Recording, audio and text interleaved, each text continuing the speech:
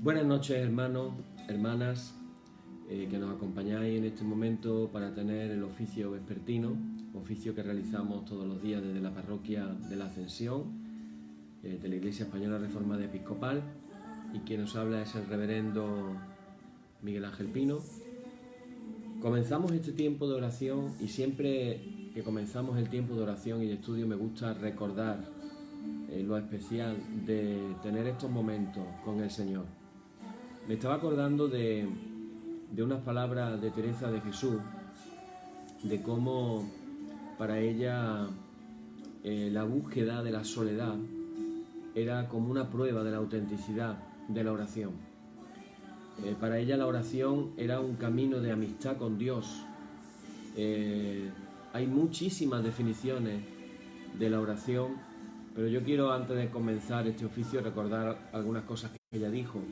Entre otras, ella llegó a decir que la oración no es otra cosa, oración mental, cuando habla de la oración mental, sino tratar de amistad, estando muchas veces tratando a solas con quien sabemos que nos ama. Esa oración de estar en la presencia del Señor. Dice Teresa, entonces la oración es tratar como un amigo a aquel que nos ama. Y tratar de amistad y tratar a solas implica buscar estar a solas con aquel que sabemos que nos ama. Así que, hermanos, hermanas, yo os invito a poder acrecentar vuestra vida de oración a solas con el Señor, y tenemos este precioso y maravilloso ejemplo de esta mujer fuera de serie que fue Teresa de Jesús en un siglo XVI donde las mujeres eran un cero a la izquierda, pero Dios la levantó con poder, la levantó, podríamos decir, casi como una profeta para su tiempo, y Dios le dio muchas discípulas que pudieron seguir su ejemplo.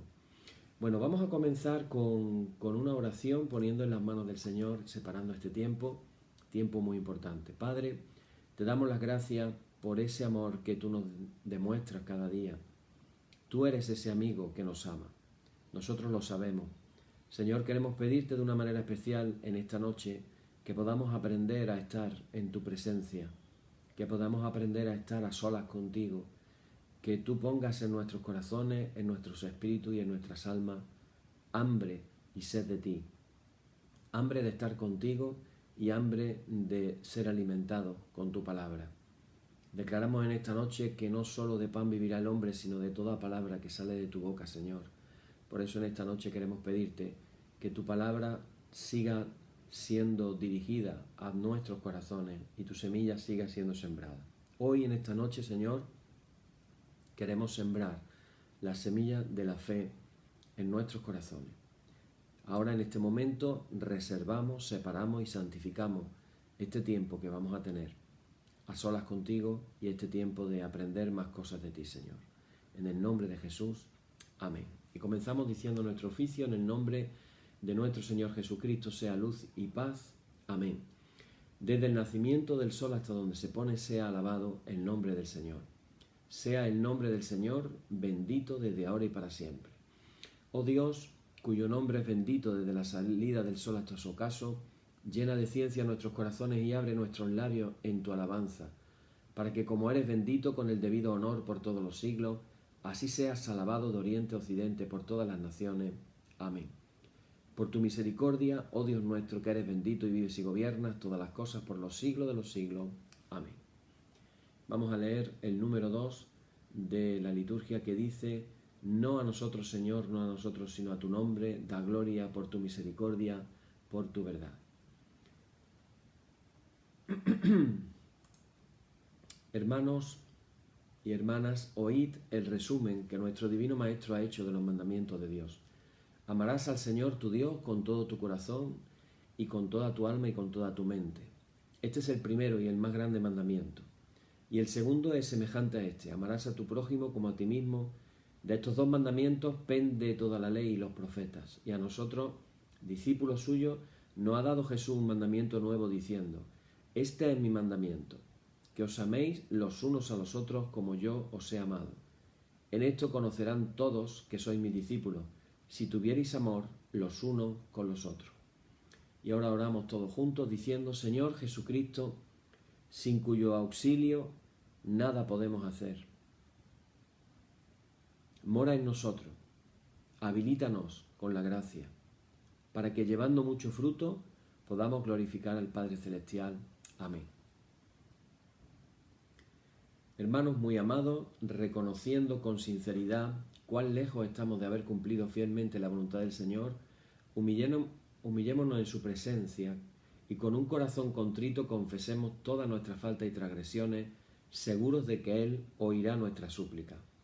Y ahora oramos todos juntos, diciendo: Padre omnipotente y misericordioso, la confusión y la vergüenza no nos deja levantar nuestro rostro en tu presencia. Por eso, con humildad y con dolor de corazón confesamos que nos hemos desviado de tu sendero y como ovejas perdidas hemos andado descarriados fuera de tus caminos.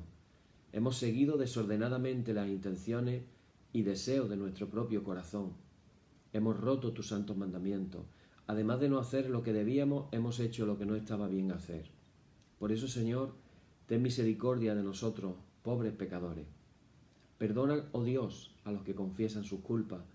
Restaura a los que se arrepienten, según tus promesas declaradas a toda la humanidad, en Jesucristo nuestro Señor. Amén.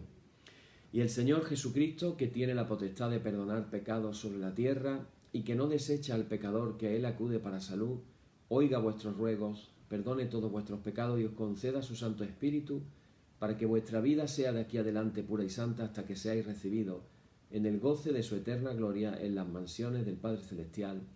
Amén. Señor, abre nuestros labios y nuestra boca anunciará tu alabanza. Vamos a hacer lectura en el día de hoy al Salmo 123, que dice así: A ti alcé mis ojos, a ti que habitas en los cielos.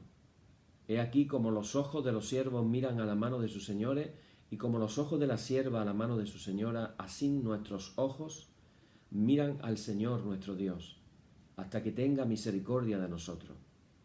Ten misericordia de nosotros, oh Señor, ten misericordia de nosotros, porque estamos muy hastiados de menosprecio. Hastiada está nuestra alma del escarnio de los que están en holgura y del menosprecio de los soberbios. Gloria y honor al Padre, y al Hijo, y al Espíritu Santo, por los siglos de los siglos. Amén. Bueno, pues vamos a dar comienzo a nuestro estudio de hoy, que es el tercer día que estamos hablando acerca del credo apostólico. Hoy vamos a hablar de la historia y del significado del credo. Vamos a hacer algo así como una especie de vista de pájaro rápida, son 50 minutos, porque después vamos a ir viendo, como hemos dicho estos días de atrás, vamos a ir viendo frase por frase qué es lo que significa el credo. A modo de introducción, yo me estaba acordando cuando yo era pequeño, no recuerdo bien si tenía 10 o 11 años, y a mi madre se le ocurrió la idea de que, como yo tenía aptitudes para el dibujo, pues se le ocurrió apuntarme a la Escuela de Arte y Oficio en Córdoba.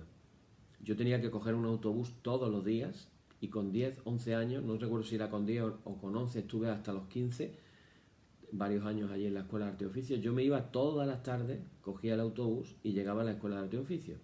Allí estaba haciendo 3 cursos a la vez: dibujo lineal, dibujo artístico y modelado con barro. En el dibujo lineal, recuerdo que, imaginaros, con 10, 11 años, yo estaba pintando, dibujando. El dibujo lineal consistía en que nos ponían, imaginaros la puerta de una iglesia estilo gótico, el arco con todas las figuras, las columnas, etcétera, o imaginaros un panteón griego con todas sus columnas y todas sus cosas, y tú tenías que copiar exactamente con las mismas medidas. Utilizábamos unos papeles enormes, grandísimos. Tenías que primero hacerlo con el lápiz y las reglas. Yo tenía mis reglas especiales, todavía tengo esas reglas, las conservo, y de la marca Starler, no se me olvida. Y entonces yo empecé a hacer mis pinitos con un tiralíneas. El tiralíneas, tú le metías la tinta y luego tenía una tuerquecita con el que tú graduabas la línea, el tamaño de la línea que tú querías. Pero claro, podías tener un accidente y de pronto caer una gota en el papel y te cargaba la mitad del trabajo que llevabas haciendo varios días. Yo recuerdo que con 10 o 11 años el profesor, que era un arquitecto, el que nos daba las clases, de pronto un día nos dijo, venid que vamos a hablar de un tema, y nos llevó a todos a una clase. La media de edad de las personas que había allí era de 18 años para adelante, y había gente hasta de 30, de 40, de 50, y allí estaba yo, el niño, con 10 añitos. Y de pronto el arquitecto nos empezó a explicar unas fórmulas matemáticas y empezó a hacer raíces cuadradas. Yo todavía no había dado las raíces cuadradas, no tenía ni idea de lo que eran las raíces cuadradas. Y ahí tiré de orgullo y de soberbia, porque el arquitecto estaba haciendo una fórmula y unas cosas, y yo estaba poniendo cara de como que me estaba enterando. 10 años, con 10 años. Yo estaba haciendo así. Como que yo me enteraba y yo no me enteraba de nada. Y yo creo que el hombre tenía su sospecha, porque diría, este niño tan chico, ¿cómo va a saber raíces cuadradas?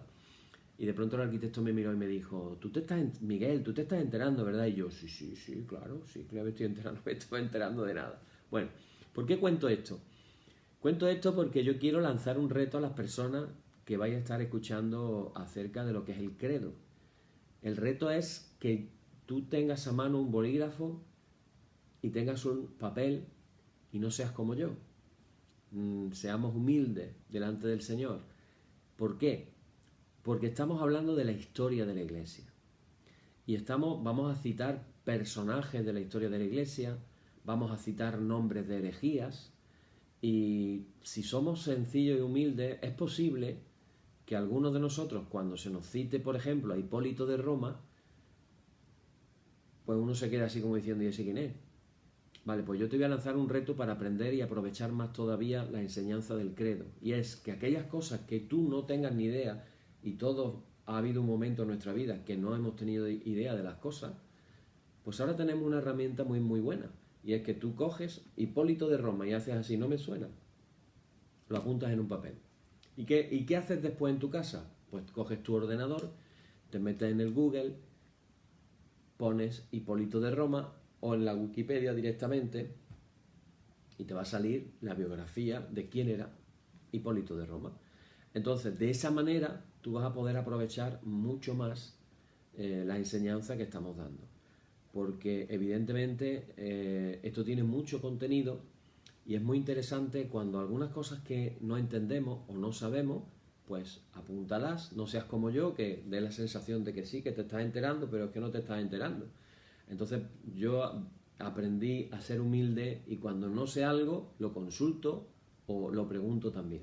Yo he sido muy preguntón con mis profesores. Y también os digo algo, si alguna persona, algo de la enseñanza que se está dando, no la entendéis o queréis consultar algo o preguntar algo, pues se puede poner en los comentarios alguna pregunta y yo voy a tratar de por privado de mandarte una respuesta. Y así hacemos un poquito más interactivo lo que es la enseñanza. Así que lo vamos a aprovechar muchísimo más, porque de verdad que la enseñanza que encierra el credo realmente es algo tremendo.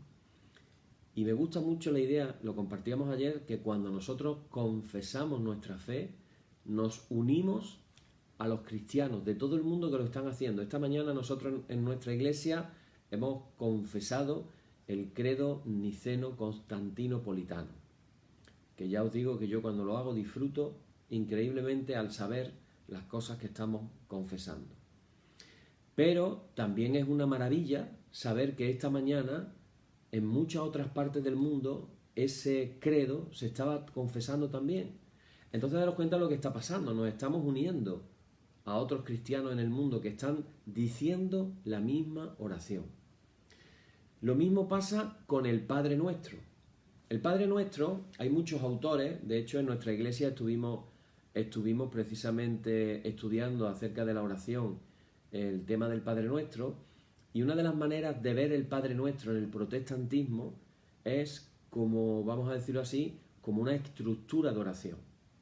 Entonces se enseña que hay una estructura detrás de las palabras que se dicen, porque hay un miedo o un temor, o nos parece que si sencillamente recitamos las palabras del Padre Nuestro, estamos haciendo aquello que decía Jesús, de que no hagamos vanas repeticiones, como hacen los gentiles, las vanas repeticiones.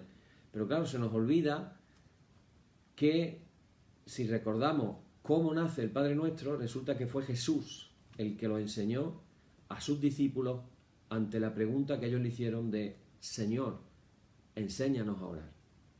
Y entonces el Señor les dijo, no les dio una clase sobre la oración, no empezó a, vamos a decir, teorizar sobre la oración.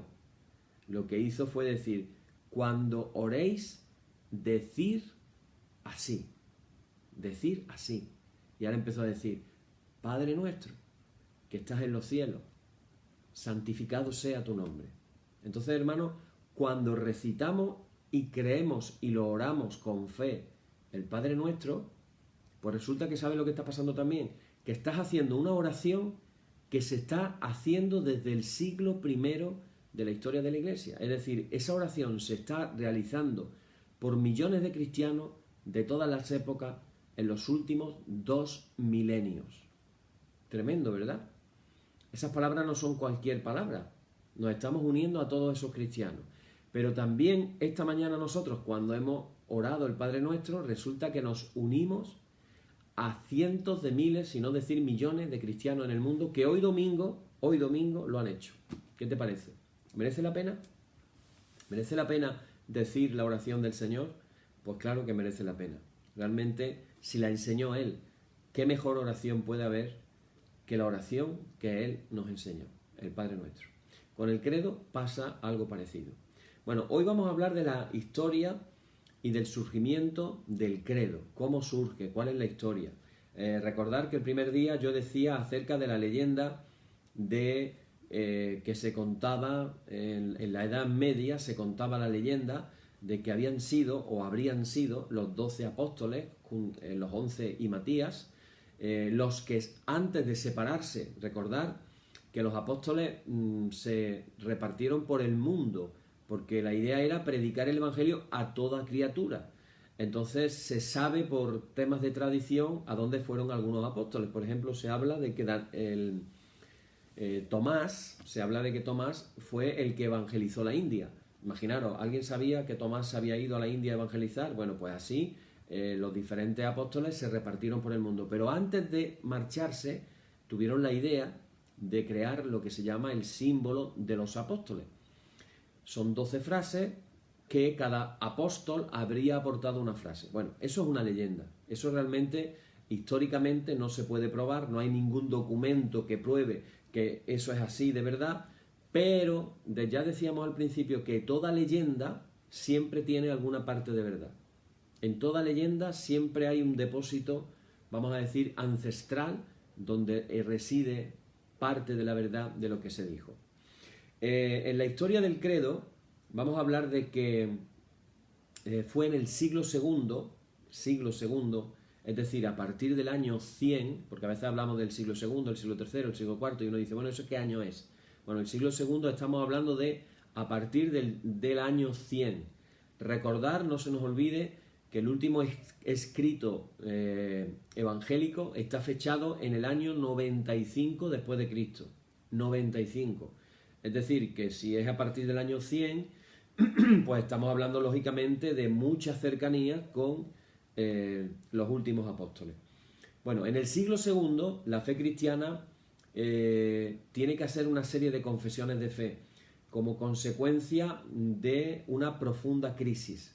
Se había pasado, esto es lo que sucedió, se había pasado del ambiente del mundo judío al ambiente del mundo gentil. Y en aquella época el mundo gentil era el mundo greco-romano. Recordar que en el año 70 después de Cristo los romanos invadieron Jerusalén y destruyeron el templo. Los supervivientes del mundo judío, recordar que en aquella época había esenios, había saduceos y estaban también los fariseos, entre otros. Había lo que se llamaban varias sectas judías. La secta que sobrevivió a partir del año 70 después de Cristo fueron los fariseos. Entonces el judaísmo que tenemos hoy en día, heredero de aquella época, es el judaísmo fariseo. Eso lo tenemos que tener en cuenta. la herencia de lo que se vivió a partir de ahí en el mundo judío fue el judaísmo fariseo. Pablo se define a sí mismo como fariseo, discípulo del maestro, el rabino Gamaliel. Bueno, hay una crisis cuando se pasa del mundo judío al mundo greco-romano.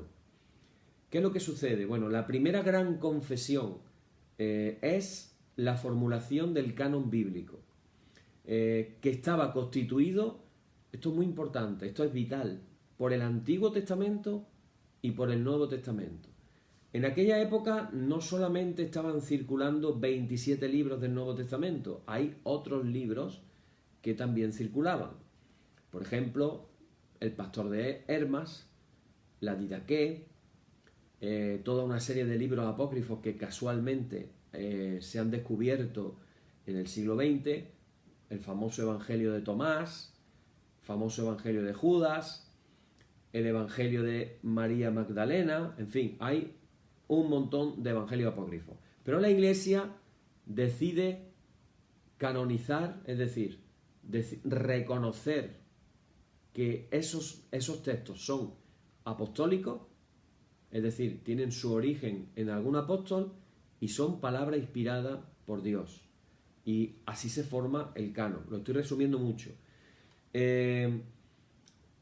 A partir de ahí, a partir de la formación del canon, ese joven cristianismo, estamos hablando de que el cristianismo no tenía ni un siglo, estaba confesando, con la constitución del canon, lo que estaba era confesando. ¿El qué? Confesando que, esto es muy importante, que el Dios del Antiguo Testamento era el Padre de Jesucristo, del cual hablan los escritos del Nuevo Testamento, y que nadie puede ubicarse con su enseñanza por encima del canon. En adelante, todo lo que se enseñase, fijaros la trascendencia radical y tremenda, todo lo que se enseñase a partir de ahí en la comunidad cristiana, en la iglesia cristiana, tendría que tener por norma el canon. Así que la Biblia, en realidad, se puede considerar como el primer dogma cristiano, el primer dogma de fe. Es decir, Antiguo Testamento y Nuevo Testamento. Bueno, una de las razones para formular el canon es porque apareció un personaje, voy a ir diciendo personaje y tú vas apuntando, un personaje, Marción. Este personaje negó el Antiguo Testamento, solamente escogió el Evangelio de Lucas y las epístolas de Pablo y no todas. Esa era su Biblia. Bueno, pues la Iglesia cristiana, frente a los postulados de este hombre, de Marción, que fue considerado un hereje, pues lo que hizo fue, una de las respuestas fue presentar el canon. Es decir, cuáles son los escritos que se van a leer en la Iglesia, cuáles son los escritos que tienen autenticidad y que tienen el peso de la apostolicidad, que se llama, y el peso de la inspiración divina. Bueno, el segundo gran dogma que surge en el camino de la fe cristiana es el credo. Fijaros qué curioso, primero surge el canon y después surge el credo. Credos y fórmulas de confesión realmente existen desde los tiempos más remotos de la Iglesia cristiana. Esto no es un invento de la Iglesia católica. Vamos a ir dejando las cosas claras.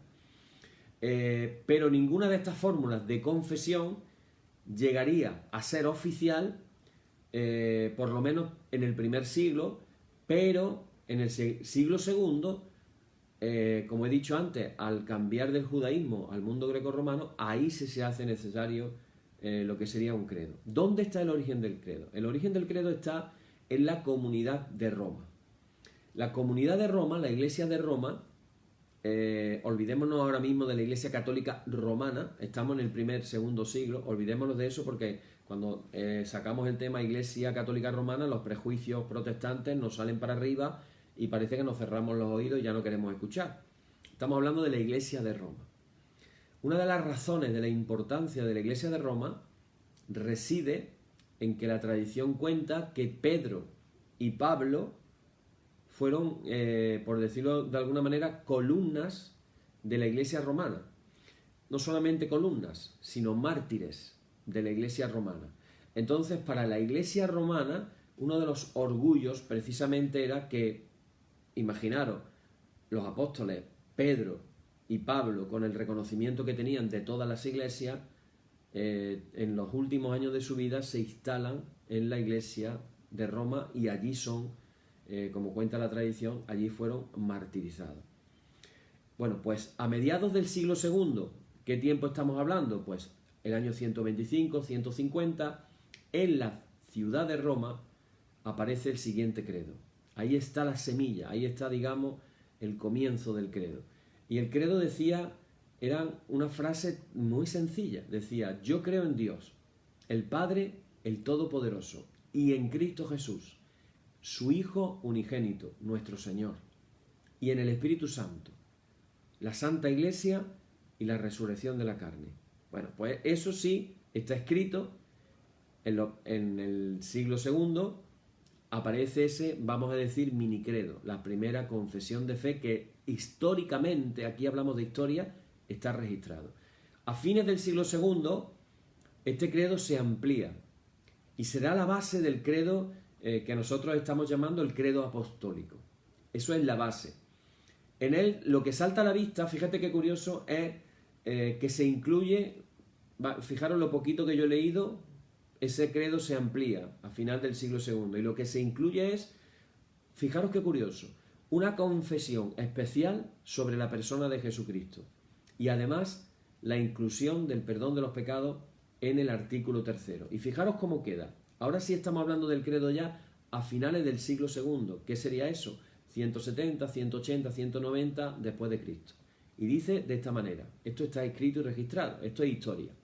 Dice: yo creo en Dios, el Padre Todopoderoso, y en Cristo Jesús, su unigénito Hijo, nuestro Señor, el cual nació del Espíritu Santo y de la Virgen María, el cual fue crucificado bajo Poncio Pilatos y sepultado. En el tercer día resucitó de entre los muertos, subió a los cielos, está sentado a la derecha del Padre, de donde habrá de venir para juzgar a los vivos y a los muertos, y en el Espíritu Santo, la Santa Iglesia, el perdón de los pecados y la resurrección de la carne.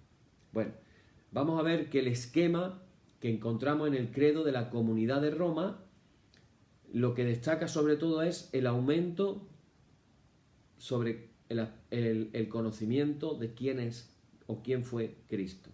O sea que el credo crece en el sentido de la confesión de fe sobre Jesús. Fijaros qué curioso. Hay dos afirmaciones básicas con respecto a Cristo y todas empiezan con una fórmula, el cual. Si lo leemos otra vez, dice: y en Cristo Jesús. Creemos en Cristo Jesús. Y ahora dice quién es, y ahora dice el cual nació del Espíritu Santo. El cual. Y el cual, fijaros, el nacimiento, y ahora dice el cual fue crucificado. Nacimiento y muerte. Con la expresión el cual. Estas dos afirmaciones. En la primera línea, Jesús es denominado como unigénito Hijo de Dios. Jesús es, en el credo, unigénito Hijo de Dios. En la segunda fórmula incluye afirmaciones que van desde la pasión hasta la exaltación y la futura venida de Cristo para el juicio.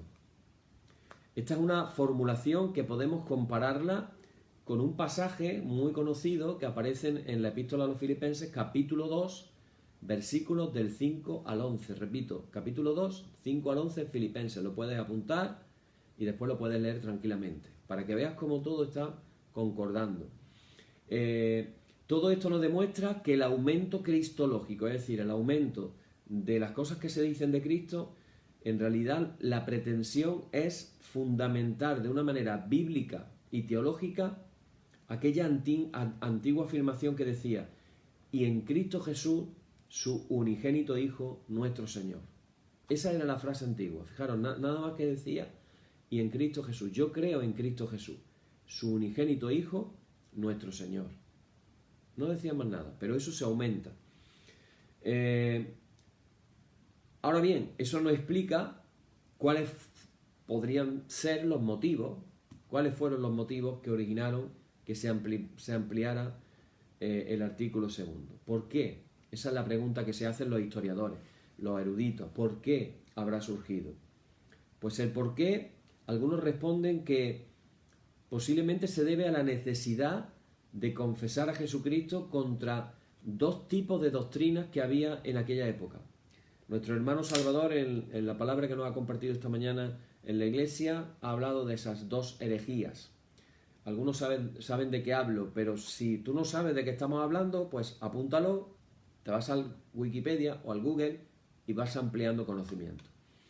Bueno, una de las herejías era el docetismo y la otra tiene un nombre un poquito más largo. Normalmente se resume con el adocianismo, pero el término, vamos a decir, científico sería el monarquianismo adopcionista.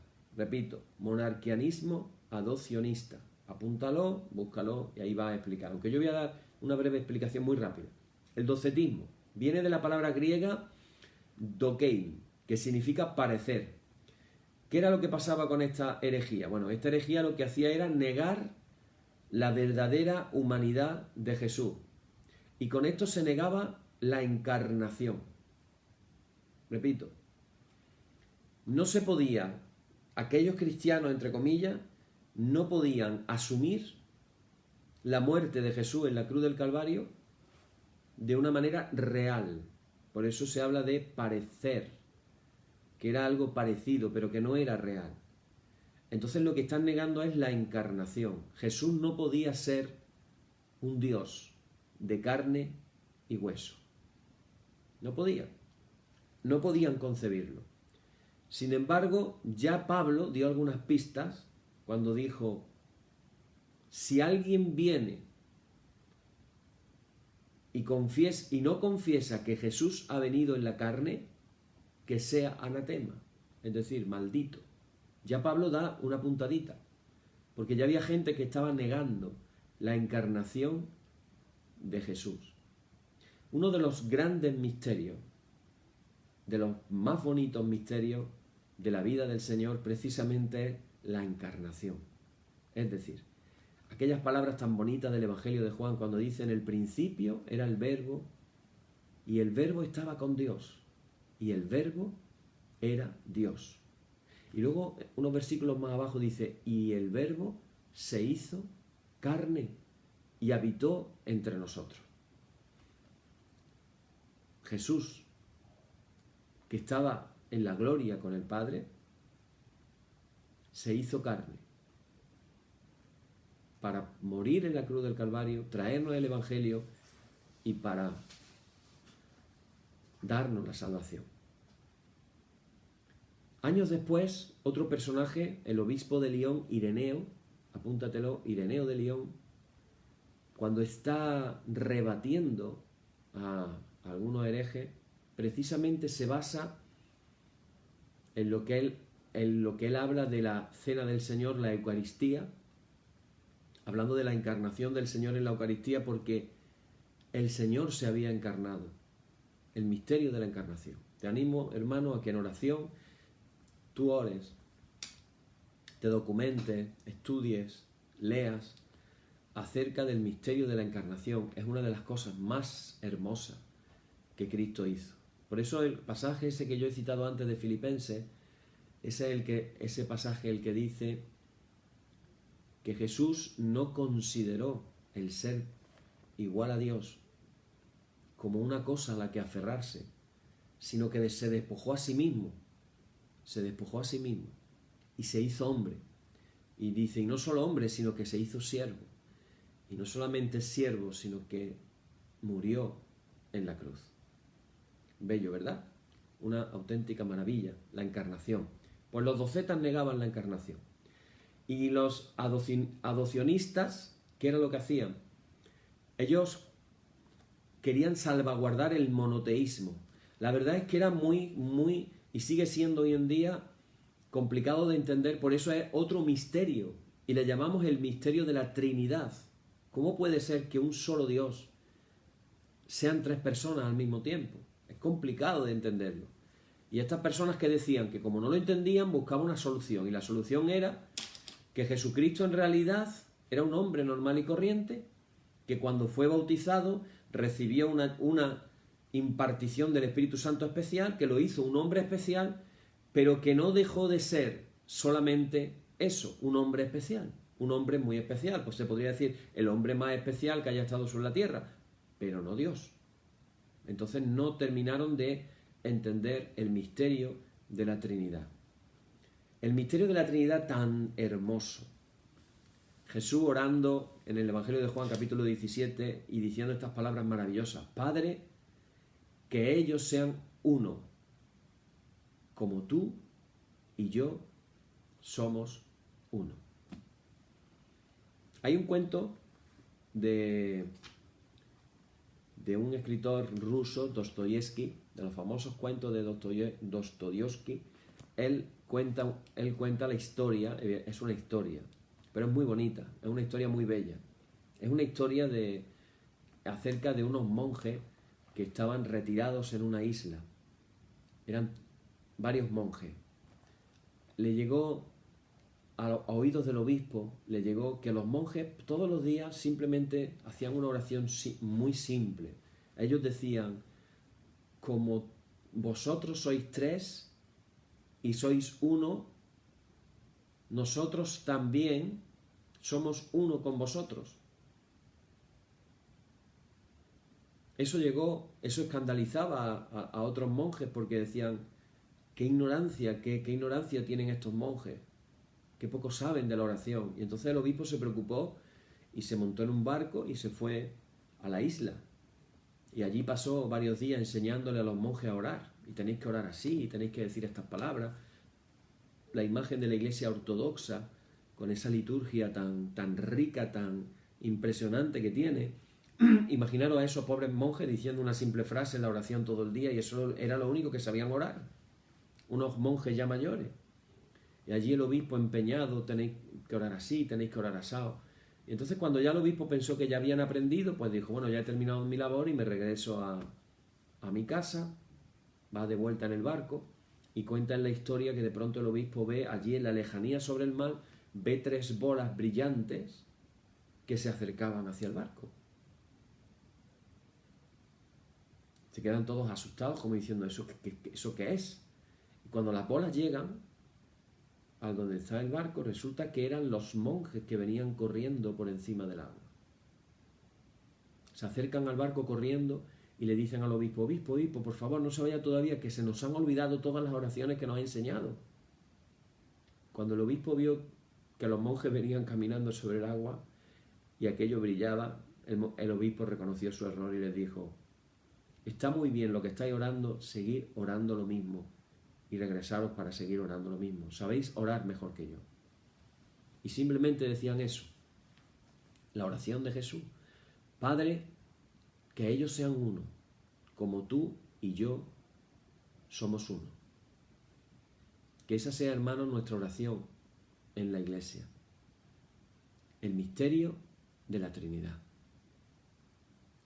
Que como el Padre y el Hijo y el Espíritu Santo son uno, nosotros podamos unirnos a Dios en ese misterio y podamos experimentarlo. Y que eso también nos lleve a cada uno de nosotros a buscar esa unidad de la Iglesia, que es un don del Espíritu Santo. Bueno, pues este credo de la Comunidad de Roma llegaría a ser, estamos hablando de la importancia de la Iglesia de Roma, todavía no estamos hablando de la Iglesia católica romana, no estamos hablando de eso todavía, estamos hablando de la Iglesia antigua. En aquella época había otras comunidades, otras iglesias muy importantes. Era muy importante la iglesia de Antioquía, la iglesia de Alejandría, la iglesia en Cesarea también, era muy importante. Pero ese credo de la Comunidad de Roma es el que llegaría finalmente a ser el principal credo de las comunidades cristianas de Occidente. Recordad que estamos hablando de que en las comunidades de Oriente, lo que ahora son las iglesias ortodoxas, el credo predominante era el credo niceno-constantinopolitano. Bueno, pues en Oriente el credo, para que veáis más o menos que oraban unos y que oraban otros, el credo que ellos oraban decía así, esto está escrito, decía, yo creo en un Dios, el Padre Todopoderoso, el Creador de todo, lo que es visible e invisible, y en un Señor Jesucristo, el unigénito Hijo de Dios, que nació del Padre antes de todos los eones, a través del cual todo se hizo, que se hizo hombre, sufrió y resucitó al tercer día, subió a los cielos y vendrá en gloria para juzgar a los vivos y a los muertos, y en el Espíritu Santo. Ese es el credo, vamos a decir, original, los primeros credos de la Iglesia oriental. En este credo también podemos notar cómo la parte más importante del credo, tanto de uno como del otro, la parte más importante siempre es la parte referente a Cristo.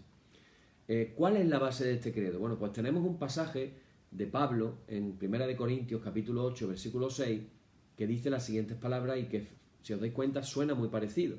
Dice: un solo Dios, el Padre, de quien son todas las cosas y para quien existimos, y un Señor Jesucristo, por el cual son todas las cosas y nosotros por Él. ¿Te das cuenta? Qué parecido con el credo. Y parece que el credo es un invento, así que ¿quién habrá inventado el credo? ¿Para qué se ha inventado el credo? Y resulta que es tan parecido a lo que la Biblia realmente dice.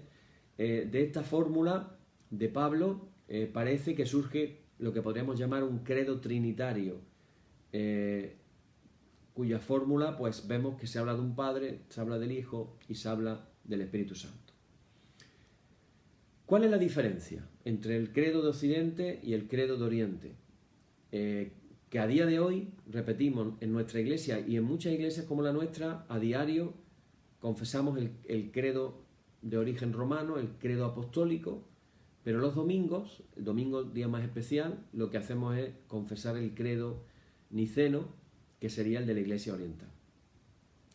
Ahora, ¿cuáles son las diferencias? Es característico de los credos orientales, el de la Iglesia Ortodoxa, el hecho de que ellos no interpretan la filiación divina de Jesucristo a partir del nacimiento virginal como si se hace en Roma.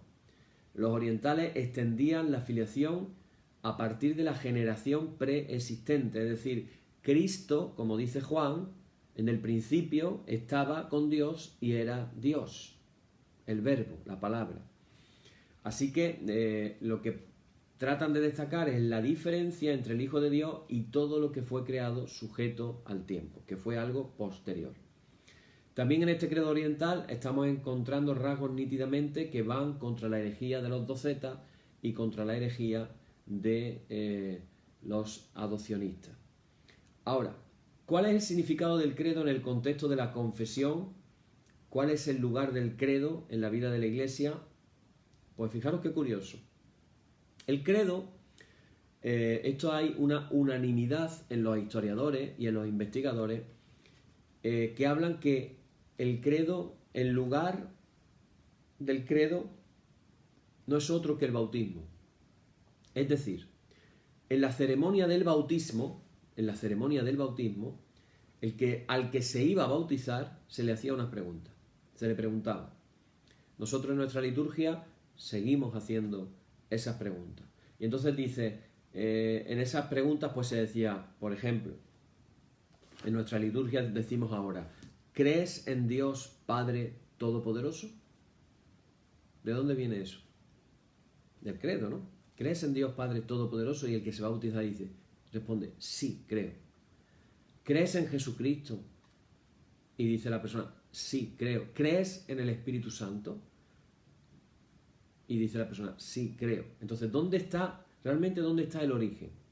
De una manera práctica, el origen está en el bautismo. Ahora, ese es el momento del bautismo. Pero en la Iglesia, muy pronto nosotros, por ejemplo, vemos que en Hechos de los Apóstoles se habla de cómo había una predicación, había una conversión y había un bautismo. Algunos bautismos eran inmediatos, como por ejemplo el ejemplo que tenemos de el eunuco etíope que quiso bautizarse inmediatamente, que comprendió lo que era quién era Jesús. Pero también tenemos otro ejemplo del carcelero de Filipo y su familia, que esa misma noche pues fueron bautizados en el momento que fueron salvados por el Señor. Pero esos ejemplos son excepciones, no son la regla. Es decir, en un contexto del mundo grecorromano que no conocían previamente lo que era el Antiguo Testamento, se hacía lo que se llamaban unas catequesis. y los que hacían las catequesis de preparación para el bautismo se les llamaba catecúmenos. Bueno, pues en esa preparación era donde se enseñaba y se explicaba el credo, y donde además piensan los historiadores que ese es el lugar natural en el que surge el credo. Es decir, ¿el credo por qué surge?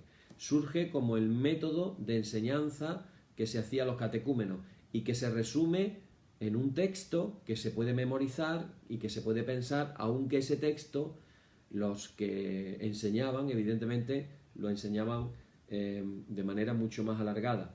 Tenemos escritos,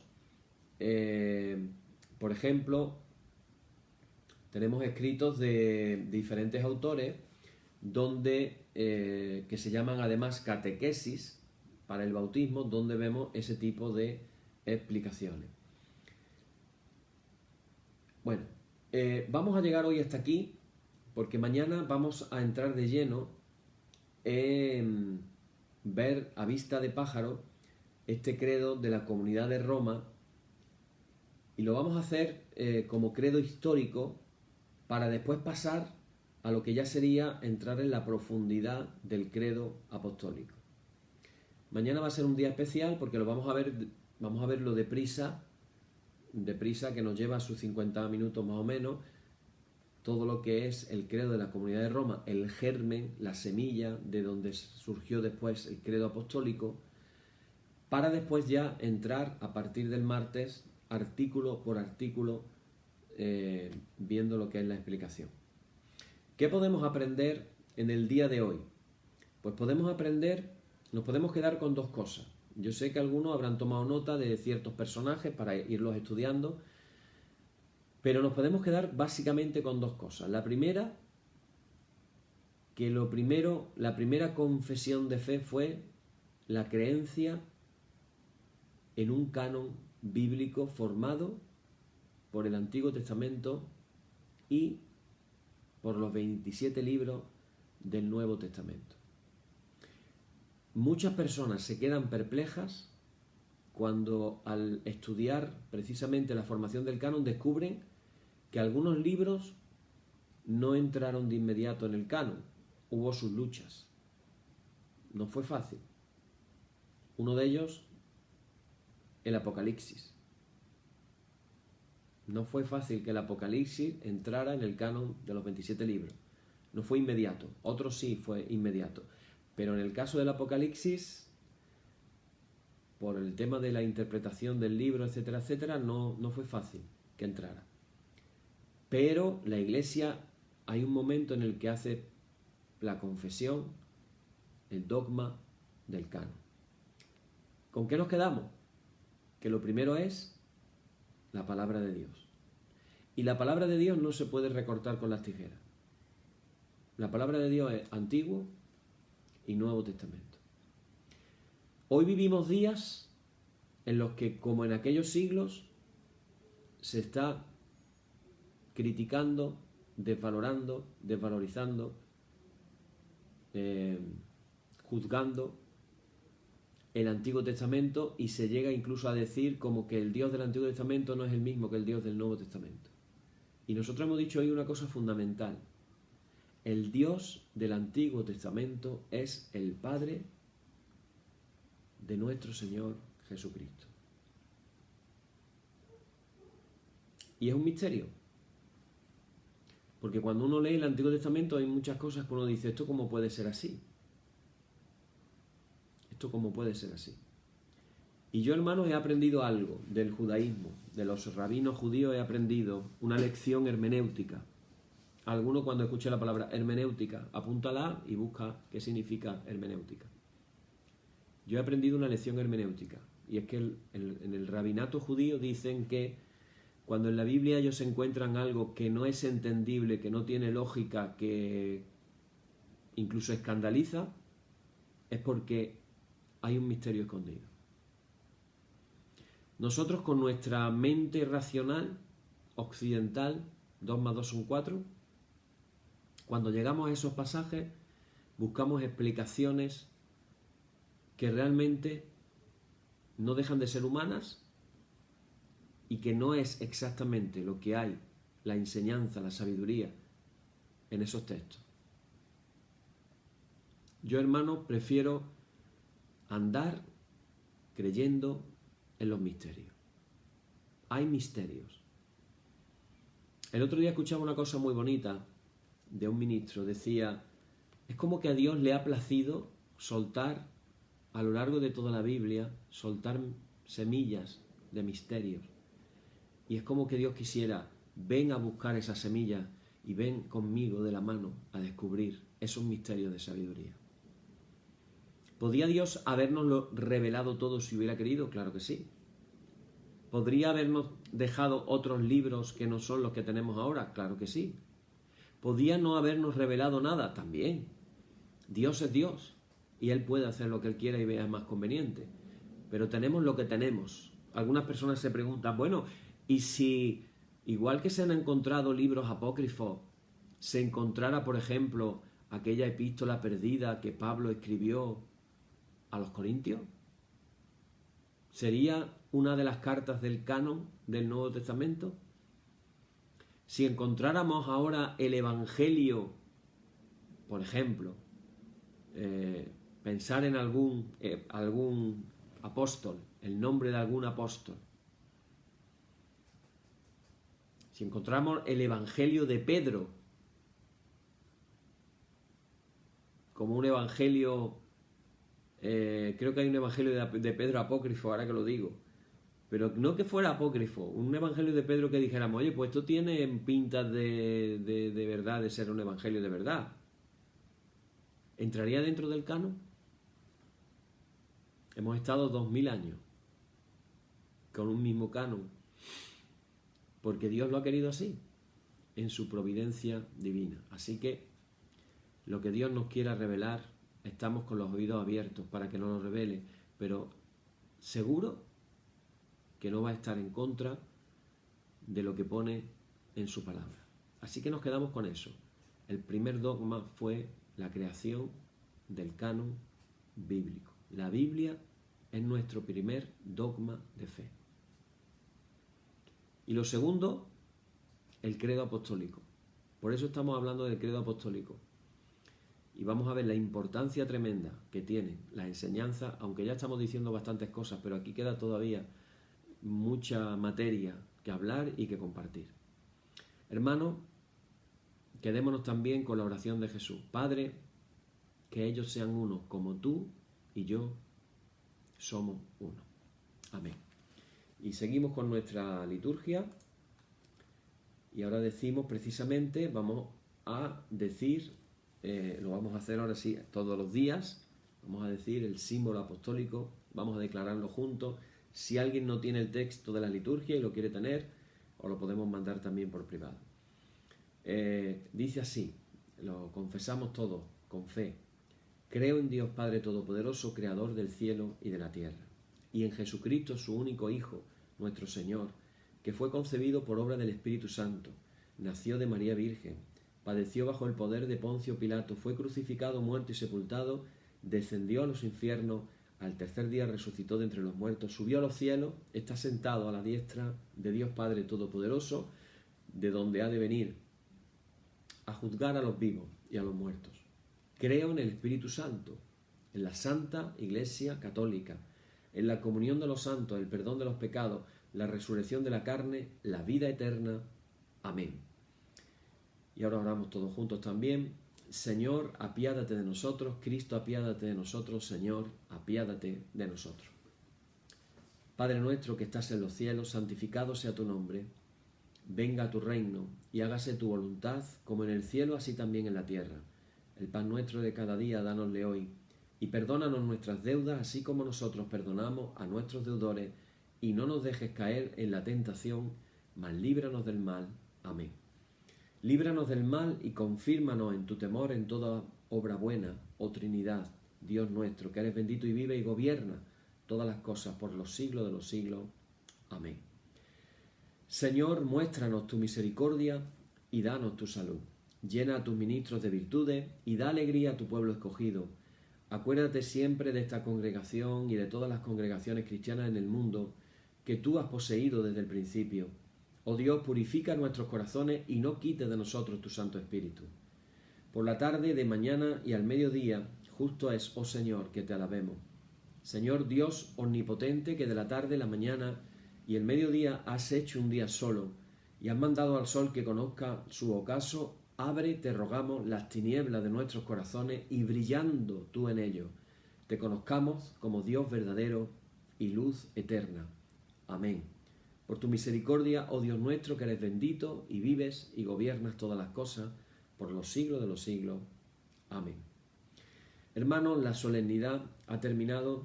En el nombre de nuestro Señor Jesucristo sean aceptadas con paz nuestras peticiones y alabanza. Gracias sean dadas a Dios. Amén. Y la paz que al subir a los cielos dejó Jesús a sus discípulos sea siempre con vosotros en toda su plenitud. Y la bendición de Dios el Padre Omnipotente y del Hijo y del Espíritu Santo descienda sobre vosotros y more en vosotros eternamente. Amén. Que el Señor os bendiga mucho. Mañana nos encontramos nuevamente aquí. Y recordar las palabras con las que empezamos de Teresa de Jesús. La oración es un camino de amistad con Dios. Seamos amigos de Dios, dediquémosle tiempo, estemos tiempo a solas con el Señor y disfrutemos de su presencia en nuestras vidas y dejémonos como el barro, dejémonos moldear por el alfarero para que seamos aquello que Dios quiere que seamos. Que el Señor os bendiga. Amén.